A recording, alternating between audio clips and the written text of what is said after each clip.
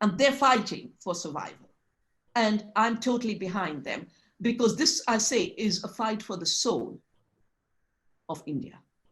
It is a fight for the civilization and its values that has consciously stayed agrarian in spite of repeated attempts to dismantle our agrarian soul and leave us both desertified in terms of the soil and desertified in terms of our soul. So we are in a very, very critical juncture. And I've seen too many tricks played over these decades of work I've been doing. And I just hope all the strength stays with the farmers who have shown their strength so long. And they continue to say it's either yes to our demand of repeal the laws, or a no, in which case we will not go home till you repeal the laws. It would be remiss of me not to acknowledge what is currently happening in India with the farmer protests, which is now being called the largest organized strike in the history of the world, with over 250 million participants. And so currently, farmers across India are protesting 3 agricultural bills. These bills promise liberalizations, but in reality, farmers will face the privatization of the agricultural sphere. There is a lot of resources online that one can read into if you're interested in learning more, because again, want to be mindful of time. But Dr. Shiva, as someone who has been an ardent supporter of small farmers as the key to sustainability and biodiversity, and you've been a champion against the corporatization of this sphere and corporate monopoly, what are your thoughts on the current situation and where do we go from here? One, I've just put my analysis that I did for a newspaper on the 3 laws, as well as the books and some videos of the 90s and the protests of the earlier days, where the fathers and grandfathers of those who are leading the protests today used to march with us. 500,000 farmers in Bangalore at Cubbon Park, 200,000. You know, right now Rakesh Tiketh is on the streets, but his dad, Mahendra Singh Tiketh, used to be with us, and 200,000 at Red Fort, to say to the government that agriculture is too precious. It's about culture, it's about life, it's about food, it's about livelihood. It is not about trade in commodities. Now, the 3 laws were actually, the substance of these were crafted by the World Bank as part of the structural adjustment of 1991.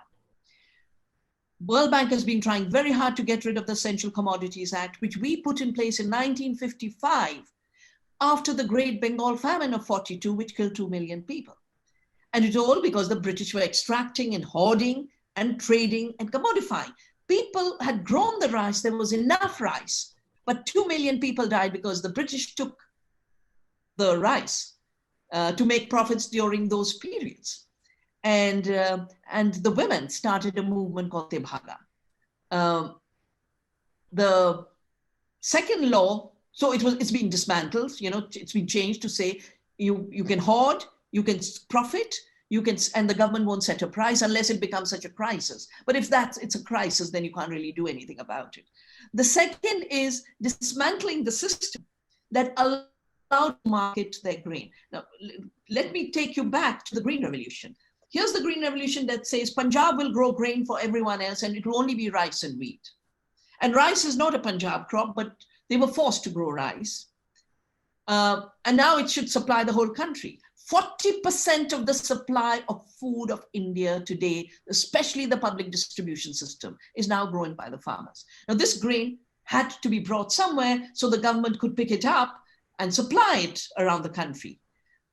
These were called the mandis. So the current act is in effect trying to hand over the trade to the giant corporations. The difference between 91, when the big corporations were the Cargills for grain and the Monsantos, the difference is today we have our own giants who all have partnership with global giants. They don't work alone. I mean, suddenly out of the blue, a Reliance cannot become a digital company without the help of Microsoft and Gates. They cannot become a grain company, or Adani can't become a grain company overnight. So they're becoming the front, just like when Monsanto entered, they entered behind Mahiko. They always find an Indian partner to hide behind. And the current protests are against the third law. So one is dismantling of the Essential Commodities Act, which means totally deregulated prices and a recipe for famine. This doesn't affect the farmer as much as the country. and the poor. The second is dismantling the regional system where states decided, and there were cooperatives of farmers and small traders, and there was a stock limit, that goes and the big giants can go by. But the third is the contract law.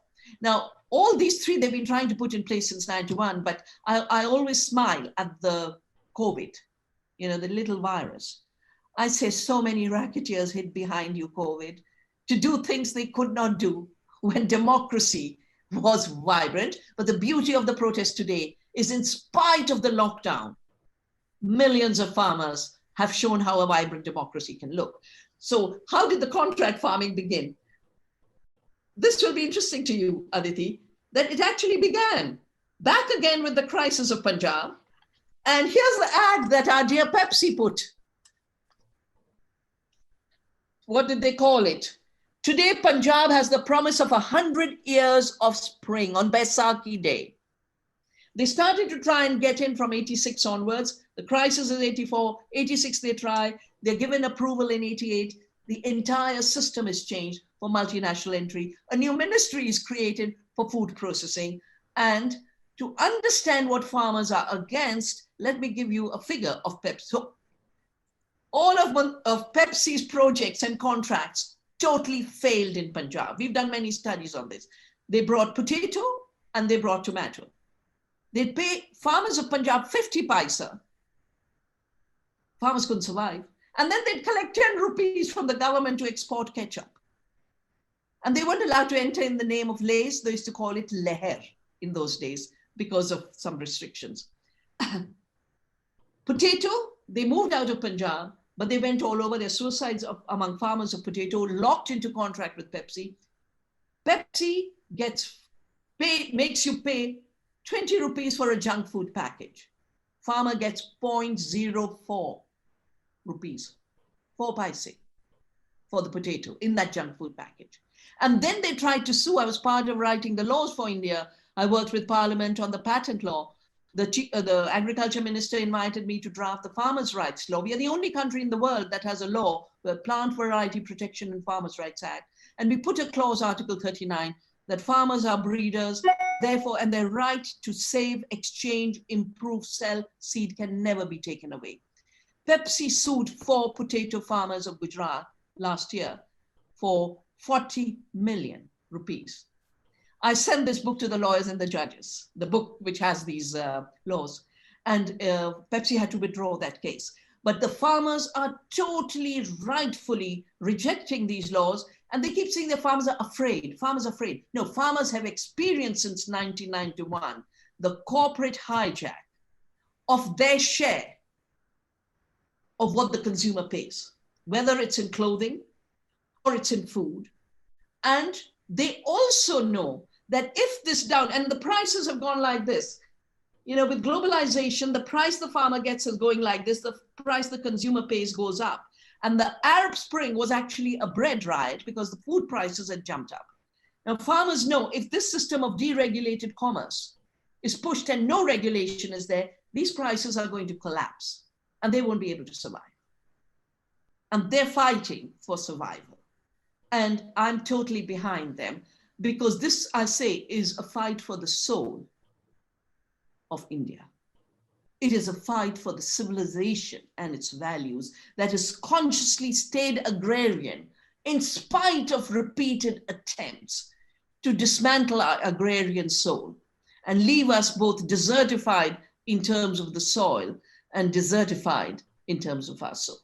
So we are in a very, very critical juncture. And I've seen too many tricks played over these decades of work I've been doing.